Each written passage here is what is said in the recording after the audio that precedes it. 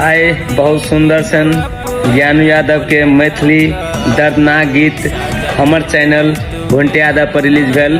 और गीत हम अपने लिखने छी, हमर लिखल और ज्ञानू जी के बहुत सुंदर सन आवाज में ये गीत दर्दनाक मैथिली आई रिलीज भेल ग। अहाँ सब जाओ यूट्यूब में सर्च करू घंटे यादव, रिलीज भ गल छे यूट्यूब पर, जाओ सर्च करू घंटे यादव हमर चैनल से। और अहाँ सब टिकटॉक में बना कर सेहो सहयोग कर देवे।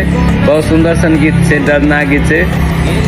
जान शादी में बोला कर सजा दिले हमरा कना के गीत के बोल से। घंटे यादव यूट्यूब चैनल से हमर, में जाकर सर्च करू।